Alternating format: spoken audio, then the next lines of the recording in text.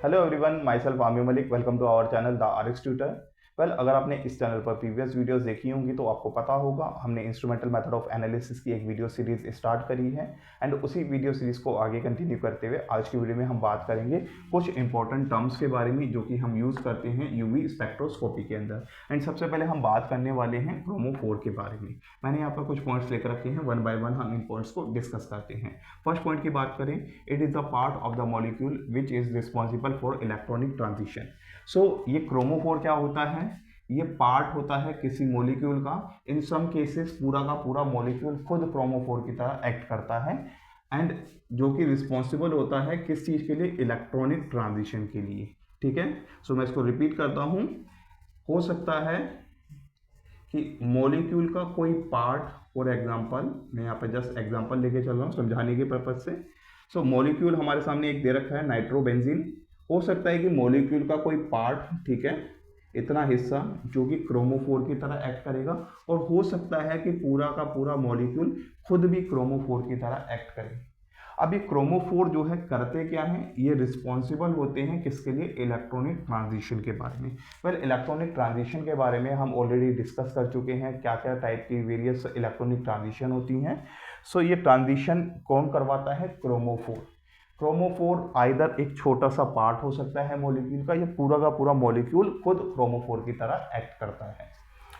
Next point की बात करें, they are usually unsaturated group which are covalently bind to the molecule. So ये जो है हमारे कैसे नेचर के होते हैं? अनसैचुरेटेड ग्रुप्स होते हैं। ठीक है, इसके अंदर डबल बॉन्ड प्रेजेंट होता है और जो कि बाइंड करते हैं मॉलिक्यूल से कोवलेंटली। ठीक है, मान के चलते हैं इस वाले केस के अंदर जो NO2 ग्रुप है, नाइट्रो ग्रुप है, वो क्रोमोफोर है। ठीक है, और ये क्रोमोफोर जो है मॉलिक्यूल के साथ में कोवलेंटली बाउंड होता है। नेक्स्ट पॉइंट की बात करें, they are responsible for the colour of the compound if the absorption occur in visible region. Well, कई बार ये क्रोमोफोर कंपाउंड का जो कलर होता है उसके लिए भी रिस्पॉन्सिबल होते हैं। कोई भी कंपाउंड आप देखते हैं उसमें जो कलर देखने को मिल रहा है वो किसकी वजह से है? क्रोमोफोर की वजह से है, जब उनको हम विजिबल रीजन में देखते हैं। सो ये कुछ चीज़ें थी क्रोमोफोर से रिलेटेड। एंड यूवी स्पेक्ट्रोस्कोपी के अंदर जो भी एब्जॉर्प्शन हो रहा है, जो भी वहाँ पर हम इलेक्ट्रॉनिक ट्रांजिशन देख रहे हैं, वो सब किसकी वजह से हो रहे हैं? क्रोमोफोर की वजह से हो रहे हैं। आई होप आपको ये चीज़ें समझ में आई होंगी।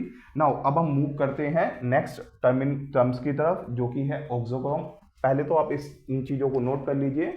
सो नाउ अब मैं इन चीज़ों को रब कर देता हूँ एंड मूव करते हैं हम ऑक्सोक्रोम पर।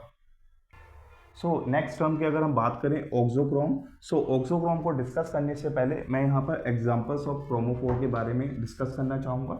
जैसा कि अभी हमने क्रोमोफोर के बारे में डिस्कस करा, तो उसके कुछ एग्जांपल्स जैसे कि एल्कीन्स और एरोमेटिक रिंग्स, ये कैसे इलेक्ट्रॉनिक ट्रांजिशन शो करते हैं पाई टू पाई स्टार वाली। एंड अगर हम बात करें कार्बोनाइल या नाइट्रो ग्रुप, ये कैसे ट्रांजिशन शो करते हैं N टू पाई स्टार। सो ये कुछ एग्जाम्पल्स थे। नाउ मैं इन चीज़ों को रब कर देता हूँ। आप अगर इसको नोट करना चाहते हैं तो बैक कर कर नोट कर सकते हैं या इसका स्क्रीनशॉट ले सकते हैं। नाउ अब हम बात करते हैं ऑक्सोक्रोम के बारे में। सो ऑक्सोक्रोम की अगर हम बात करें तो यहाँ पर फर्स्ट पॉइंट की बात कर दें, these are the functional group with one or more lone pairs. Well, auxochromes क्या होते हैं? ये फंक्शनल ग्रुप होते हैं जिसमें एक या उससे ज़्यादा जो है लोन पेयर्स प्रेजेंट होते हैं। नेक्स्ट पॉइंट की बात करें, they do not itself absorb UV rays. Well, auxochromes जो हैं वो यूवी रेज को एब्जॉर्ब नहीं करते हैं, यूवी या विजिबल रेज को ये एब्जॉर्ब नहीं करेंगे। नेक्स्ट पॉइंट की बात करें, when an auxochrome attached with the chromophore the lone pair of auxochrome can interact with the pi electrons of chromophore. Well, जब किसी ऑक्सोक्रोम को अटैच करते हैं क्रोमोफोर के साथ में, मान के चलिए मेरे पास ये क्रोमोफोर है, ठीक है, इसको मैं CS से रिप्रेजेंट कर दे रहा हूँ, ये क्रोमोफोर हो गया। इस क्रोमोफोर के साथ में अगर मैं एक ऑक्सोक्रोम अटैच करता हूँ तो यहाँ पर क्या होगा? ऑक्सोक्रोम के जो लोन पेयर के इलेक्ट्रॉन्स हैं वो इंटरेक्ट करेंगे पाई इलेक्ट्रॉन्स ऑफ क्रोमोफोर। ये बहुत इंपॉर्टेंट चीज़ है, इसको ध्यान से समझना। क्रोमोफोर में जैसा कि हमने बात करी थी कि क्रोमोफोर क्या होता है, ये अनसैचुरेटेड कंपाउंड्स होते हैं जिसके अंदर डबल बॉन्ड प्रेजेंट होता है। ऑक्सोक्रोम की अगर हम बात करें तो ऑक्सोक्रोम में लोन पेयर्स प्रेजेंट होते हैं। एंड जब ऑक्सोक्रोम को किसी क्रोमोफोर के साथ में अगर हम अटैच करते हैं तो ऑक्सोक्रोम के लोन पेयर क्रोमोफोर के पाई इलेक्ट्रॉन के साथ में इंटरेक्ट करते हैं। ऑक्सोक्रोम के लोन पेयर इंटरेक्ट करते हैं क्रोमोफोर के पाई इलेक्ट्रॉन के साथ में, एंड इस इंटरेक्शन की वजह से this interaction of auxochrome with chromophore alter or changes the absorption wavelength and intensity. अब यहाँ पर जब ऑक्सोक्रोम क्रोमोफोर के साथ में बाइंड करता है तो यहाँ पर ऑक्सोक्रोम के लोन पेयर क्रोमोफोर के पाई बॉन्ड के साथ में इंटरेक्शन करेंगे। इस इंटरेक्शन की वजह से जो यूवी रेस का एब्जॉर्प्शन होता है, किस वेवलेंथ पे हो रहा है, कितनी इंटेंसिटी के साथ में हो रहा है, वो चेंज हो जाता है। इसको ध्यान से समझिएगा, मैं इन चीज़ों को रब कर देता हूँ, ठीक है, मैं इन पॉइंट्स को रब कर देता हूँ।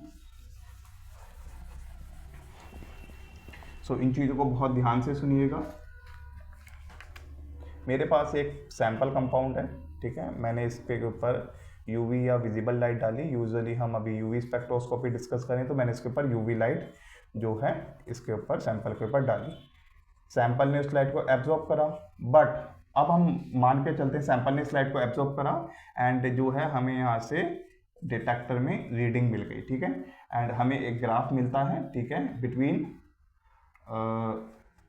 वेवलेंथ एंड ट्रांसमिटेंस के बीच में, ठीक है, एंड ये ग्राफ कुछ इस तरीके से हमारा बन रहा है, ठीक है। और यहाँ पे जो हमें लैम्डा मैक्स देखने को मिलता है, ये चीज़ें हम ऑलरेडी डिस्कस कर चुके हैं कि जहाँ पर मैक्सिमम एब्जॉर्प्शन मिलता है उसको लैम्डा मैक्स कहा जाता है। लैम्डा मैक्स मान के चलते हैं यहाँ पर 300 पे आ रहा है। अब जब हमने क्रोमोफोर के साथ में ऑक्सोक्रोम को अटैच करा तो यहाँ पर जो एब्जॉर्प्शन हो रहा है जिस वेवलेंथ पे होगा और उसकी जो इंटेंसिटी होगी वो अल्टर हो जाएगी, वो चेंज हो जाएगी। तो यहाँ पर मान के चलते हैं कि सैंपल के अंदर क्रोमोफोर के साथ साथ ऑक्सोक्रोम भी प्रेजेंट है और ऑक्सोक्रोम अपना इम्पैक्ट यहाँ पे शो कर रहा है। तो जो ग्राफ ऐसा मिलना चाहिए था हमें, उसमें चेंजेस होकर वो ग्राफ कुछ ऐसा मिलेगा, ठीक है। और यहाँ पे जो है हमें अब जो लैम्डा मैक्स की वैल्यू है वो हो सकता है कि 280 मिले, ठीक है। 300 से जो वेवलेंथ है वो एब्जॉर्प्शन की कम हो गई, लैम्डा मैक्स यहाँ पर कम हो गया। हो सकता है ज़्यादा भी हो सकता है, ज़रूरी नहीं है कि वो वेवलेंथ को कम करेगा, वो ज़्यादा भी कर सकता है।